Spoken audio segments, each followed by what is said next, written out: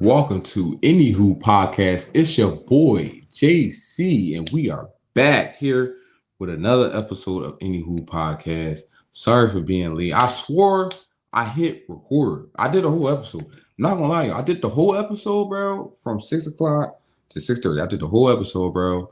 And then I looked up and I was like, damn, bro, I did not hit go live. I'm still I'm still getting used to the new platform that we're using or whatever, you feel what I'm saying? So I apologize for being late, even though I wasn't late. You feel me? But how y'all feeling? We are back. We're here with another episode. And I thought today we start off by talking about the WNBA because the WNBA finals are going on. And Las Vegas Aces went in there and took care of the Mercury, bro, taking a 2-0 lead in the first 7-game series in the WNBA finals, bro. So listen, first half, it was A'ja Wilson, bro. A'ja Wilson ended up with 28 points this game, 14 rebounds, bro, 3 assists. She was snapping. You feel what I'm saying? She was really in her bag, barely missing. And one thing that the Aces really did good with this, and what they really pushed was the pace in this game. They was getting buckets in transition real fast, bro. And Chelsea Gray, her command and her of the court and her command of the offense and how she was able to push the fast break and push transition, bro. Amazing, bro. That was just beautiful basketball, bro. The full court passes, 3/4 court passes that she was doing, dropping it off to A'ja Wilson was amazing. The catching, like the passes that A'ja Wilson caught was amazing. Like she looked like a wide receiver out there, tight end out there, the way she was catching some passes. And it was one play that she caught. It was like in the second, she caught the pass on 2 people. Like Bible, it really looked like some NFL stuff. Like Bible did, grabbed it. She didn't hit the bucket, but she gonna like just close to hitting the bucket. Obviously, a lot of balance issues right there. But they really did their thing. And then the second half, bro, third quarter, Jackie Young goes in there and she drops 20 points in 1 quarter. Oh my God, bro. It was a lot going on in that game. Now mind you, the Mercury did a good job in the first quarter. Kalia Copper, shout out to Kalia. She's from straight from North Philly. You feel what I'm saying? So shout out to her. She's from the hometown. But she went in there and got on fire in the first quarter. But other than that, bro, it just turned into the Asia show out there, bro. It just really did their thing out there. 28 from her, 28 from A'ja Wilson, 32 from Jackie Young, bro. 20 in the third quarter. You feel what I'm saying? Really did damage in the quarter. Chelsea Gray went out there, really commanded the offense, bro. And then their defense was solid. It was just nothing they could really do. The Mercury was just nothing they could really do. They was trying, but it was just one of those nights for the Las Vegas Aces, bro. Like I said, this is the first 7-game series for the WNBA, so I'm excited for that, and I'm also excited to see how this play out, how the timing plays out, if they get a little bit tired. The Aces had a rough season. The Aces started off like about 500 this season in the first half of the season, and then at the end of the season, bro, they go on a 16-game winning streak. A'ja Wilson really getting her bag. She becomes an MVP, 4-time MVP. We're gonna have to start having some conversations about it. She might be the best WNBA basketball player of all time. You feel what I'm saying? Now, listen, I'm still on Candace Parker's side. You feel what I'm saying? You know, she probably is better than Maya Moore, but Maya Moore got a place in my heart. She got me into women's basketball, period. So, you know, I love Maya Moore. But A'ja Wilson, bro, is her trophy case crazy, bro. Accolades crazy. And listen, we going for another ring, bro. Like, we are in the finals up 2-0 going for another ring, bro. Even though I got this game going 6. No, not 6. I got this game going 5. I'm sorry. I got this game going 5. Mercury going to win the next game. But I feel like the Las Vegas get in there, get the 2 dubs right after that. So we'll see how that we'll see how that goes. We'll see how that goes. But I got the Las Vegas Aces win another ring. This will be 3 in the last 4 years, bro. So shout out to the Las Vegas Aces. Shout out to A'ja Wilson, bro. She really doing her thing, bro. She really a GOAT out there, bro. Whoa out there. You feel me? Greatest woman of all time. Whoa. Why? What Clarissa Shields be saying? You know, whatever Clarissa Shields be saying. That part. All right, let's move on to the rest of the Eastern Conference. This is going to be an episode about the Eastern Conference sleepers and who I feel like are underrated, under the radar. So I'm saying who can be anywhere from 4 all the way down to 6. And we'll see what's really going on with them and how they really rocking. So the first one I want to start off with Yeah. We're going to start off with Orlando Magic, bro, because the Orlando Magic went for it all. They went for the gusto, bro. They swung the bat. They're going for the home run. They went and got Desmond Bane, bro. The number one thing that was going on with their offense was much like the Houston Rockets, is that they didn't have no, bro. They were like awful from the three, bro. It's like the worst NBA team shooting from the three, bro. They shot like the 2010 Kobe team, Lakers, like they was shooting like that, bro. Like the numbers are saying they were shooting like that. They was like the worst 3-point shooting team in a couple years now. You feel like 5-7 years. Really needed some shooting. And to make up for the shooting, what they tried to do was they tried to increase the pace, they tried to go faster, they tried to play in transition. That didn't work either. They don't really got a point guard like that. You feel what I'm saying? To really push the pace like that. They don't got a Chris Paul. They don't got even a Jordan Poole, a LaMelo, a Tyrese Haliburton. Like they don't got a Jason Kidd, like push the pace, super high IQ.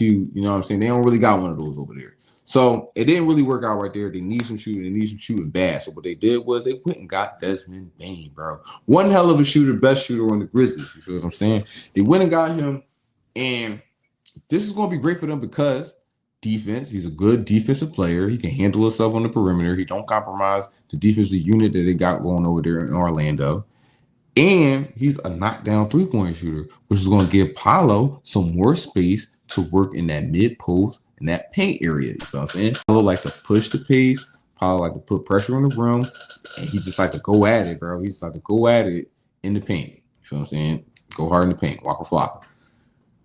With that, what they was doing to him last year when they got to the playoffs, just focusing on him, and everybody's just focusing on him. He's seeing bodies at the paint, pack the paint, something like the Miami Heat versus the Spurs back in 2014, 2015. You feel what I'm saying? Back then, you feel me? Like something like that. So they wasn't getting far because of that. And because of that, they needed to go get shooting. They went and got Desmond Bane, bro. They also got Towns. Remember I was telling you, they were trying to play faster, but they didn't really have a smart point guard, a high IQ point guard. They went and got Tyus Jones. He a vet, high IQ point guard, a lot like Chris Paul archetype type of guy. We're in that type of situation, bro. This is a good move for them. I don't know how much time he's going to play. I don't know what his role really going to be. I hope he has a nice sizable role right there, like 15 minutes a game or something like that, bro. Because if he's in there and he can work out with them a little bit, bro, he can really move the offense and he can really help them out a little bit, especially in transition and getting Paolo easy buckets, bro. I'm talking about sealing Duncans into the paint, bro. That's something that we want from Paolo. Paolo played a lot like young Brian, bro. He played like a young boy Brian, like a lot of pressure on the rim, bro.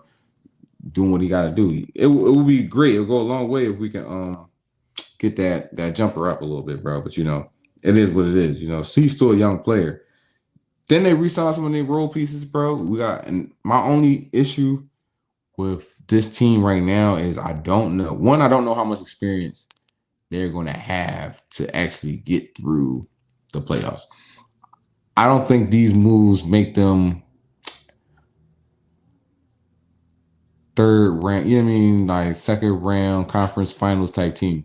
I don't think that. But I do think they could probably sneak their way past the first round. They probably could have sneaked their way past the first round 2 years, these last 2 years, if they were healthier than what they've been, but they haven't been healthy. So I'm pretty sure they can get past the first round. Wouldn't say they contenders yet, but I feel like they locked in their core. You got Desmond Bane, you got Paolo, you got the Wagner brothers, bro. I feel like they really locked in their core. They locked in their core.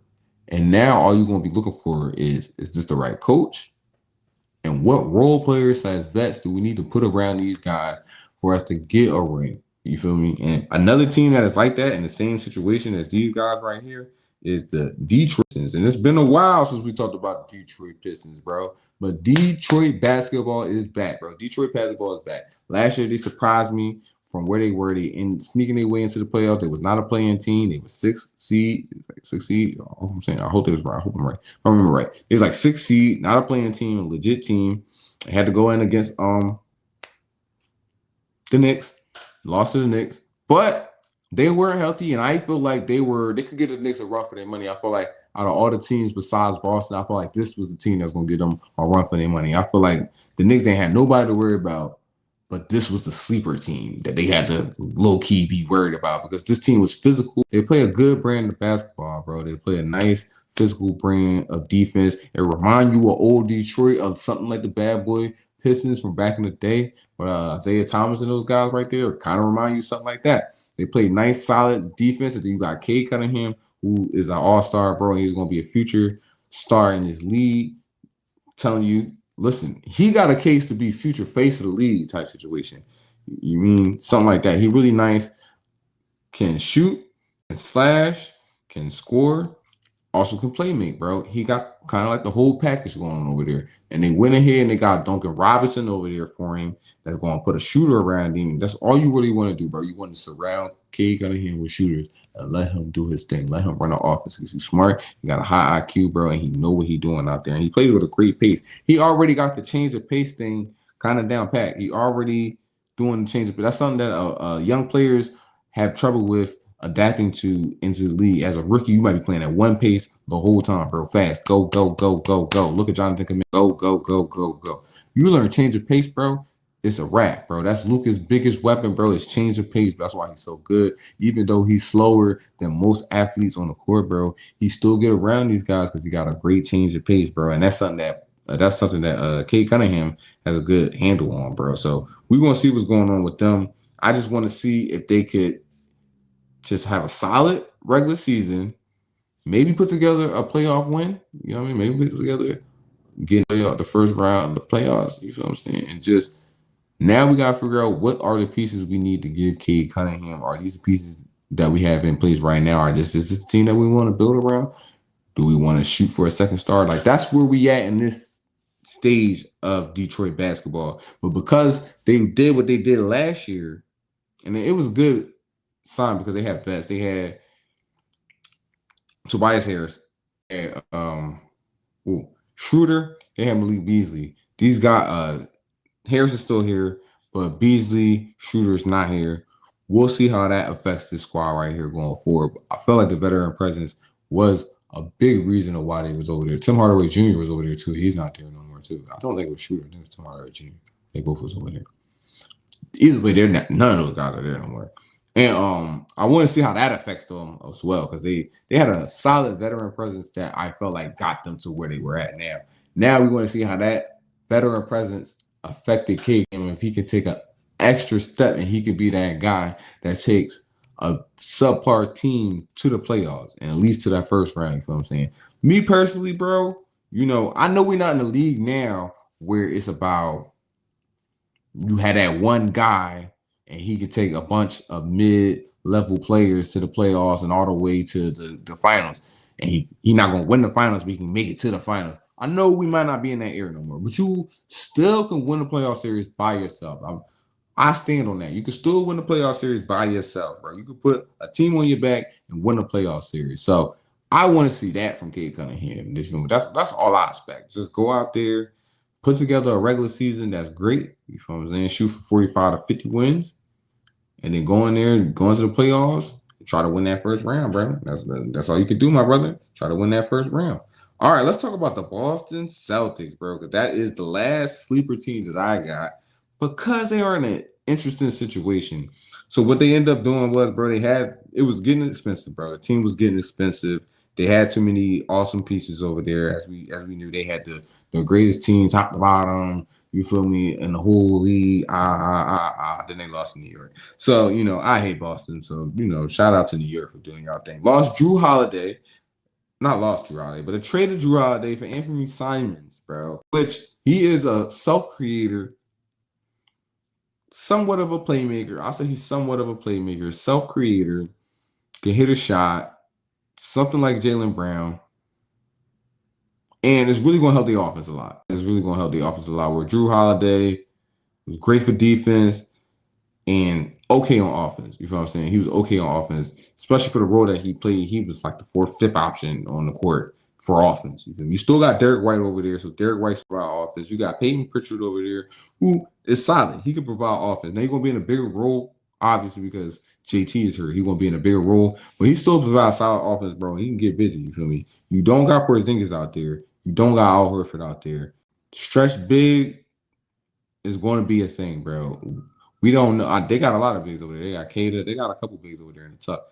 None of them, in my opinion, is as good as Al Horford or Porziņģis. Obviously not Porziņģis. So I want to see how they play with the stretch big, how they got their stretch big out there. I want to see how that works out there. You know they run that 5-out offense. You know they love to shoot the threes. But because they don't got Jason Tatum out there, I just want to see if the coaches adjust. You feel me? I just want to see how the coach adjusts to that. You feel me? They got Niang. They definitely got Niang, and they got Chris Boucher. I'm saying your name right. Boucher. They got him. Boucher he can't hit a three like that. You feel me? So he's not really a stretch big, but he's 8 big. He's 8 big. You can throw out there. I wouldn't rely on his 3-point right there. But you got Niang. You know, Niang hit threes. You feel me? He used to play for Philly not too long ago.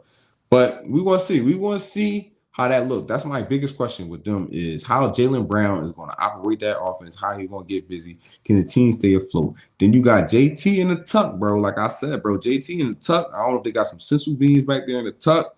I don't know what's going on. They got the Dragon Balls back there or something like that. But my man already looking like he making basketball actions. I see him on the court doing basketball moves, hitting jump shots, stuff like that. You feel what I'm saying? He's not in full practice or nothing like that, but he out there hitting jump shots, hitting basketball action, cone drills type situation already. And I was reading up on the medicine stuff that they got going on over there. And the paper that I was reading that they referred to when they was talking about the ACL, MCL, new science, new technology, new medicines that they got going on, new methods and things of that nature.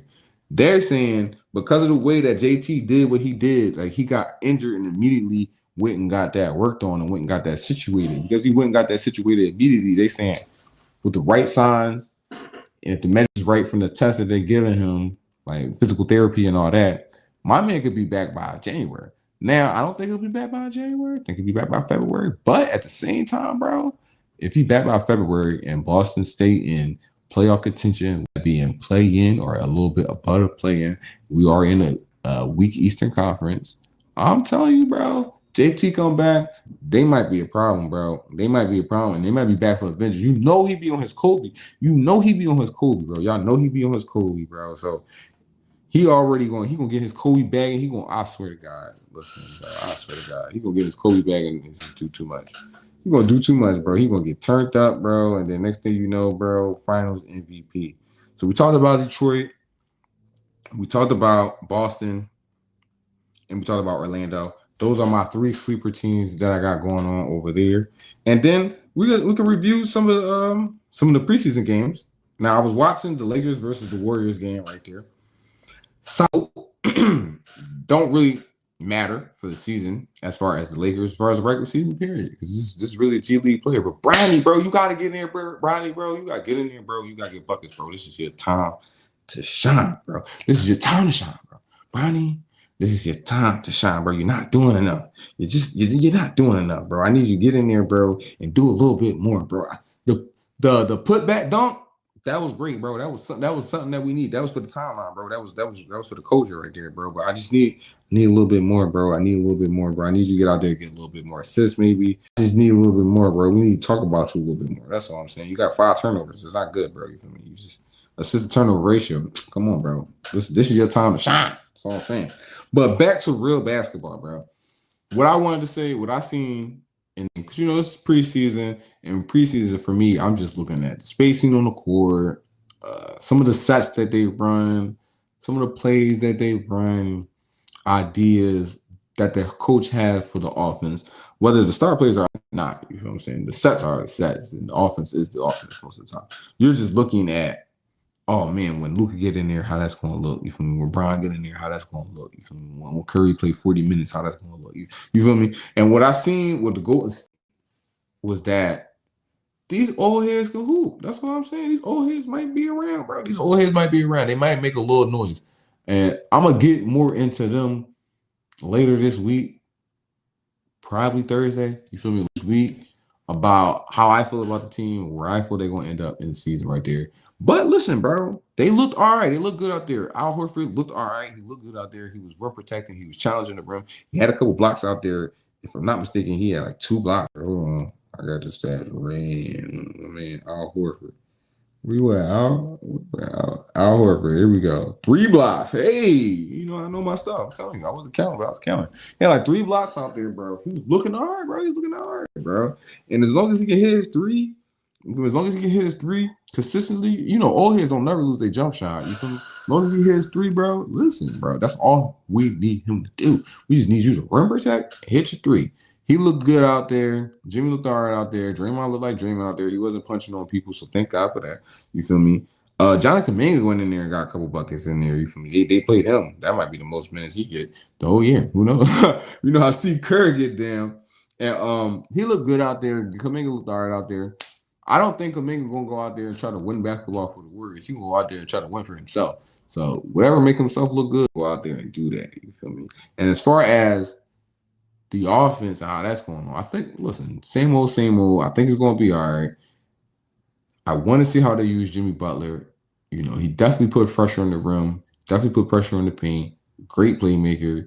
He was missing some reads out there. He was definitely missing some reads out there. He had a open, like B-Pod's cut baseline. He was wide open and they missed him for some reason. It was, you know, preseason basketball. You know what I'm saying? So hopefully, he won't miss his reads. But listen, as long as he's a good playmaker and he can hit his little mid-range shot and he can get to the line and make free throws, something that the Warriors did before he got over there, it could be dangerous over there. It could be dangerous over there. On the Lakers side, bro, we got to see Gabe Vincent in the first time in a long time, bro. And he was out there hooping. He was out there cooking. He had like 13. What did he end up with?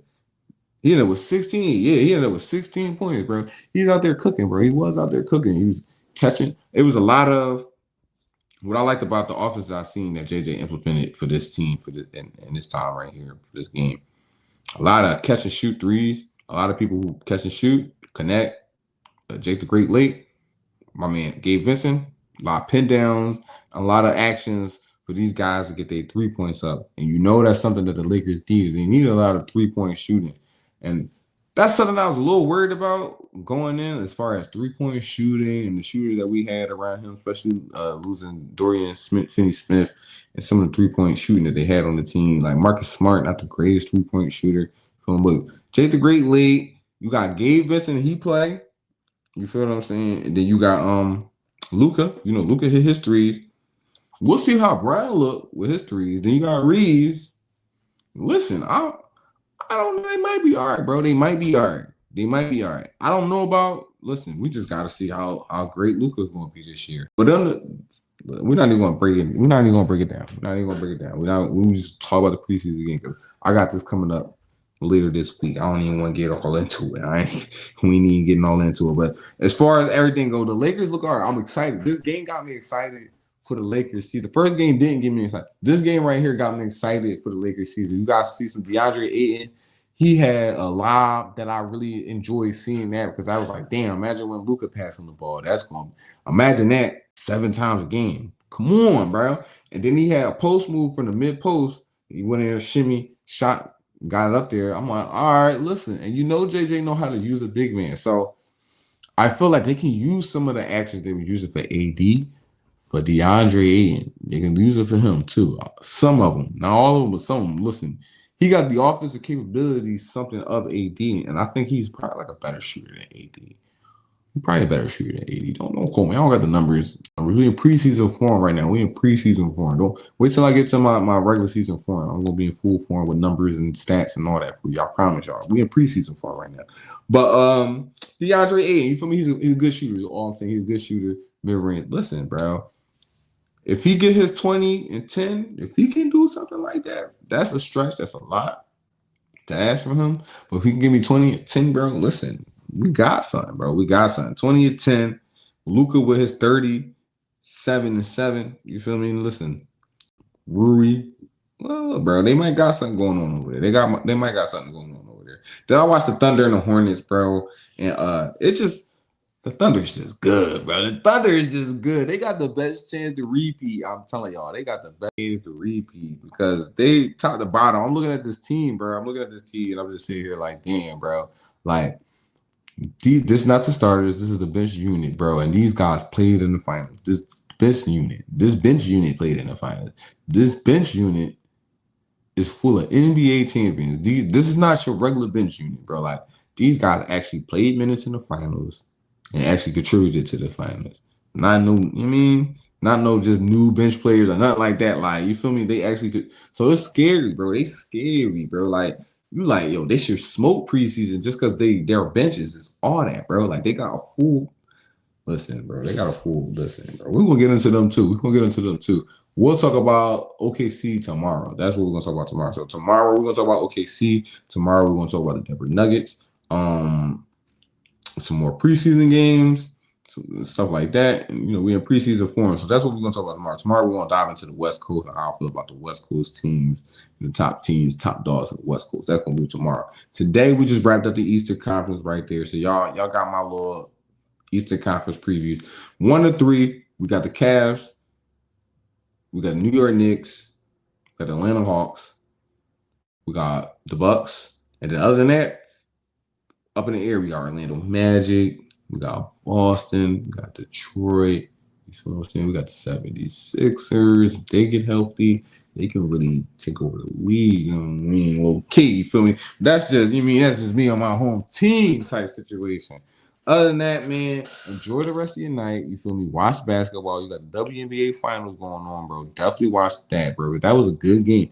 That was a good game until like third quarter. She went in there and Young gave us 20 points in the third quarter. It was a good game, until she started going in. But it was a good game. Great basketball to see, bro. It was just great basketball to see. And we got preseason going on right now. So, tap in with your boy, bro, here every day. Apologize for being late again. I swore I started. Bro, I was in here for 30 minutes, bro, talking, bro. I was in here for 30 minutes talking. And when I looked up, it did not record. So I apologize for that. But, you feel me?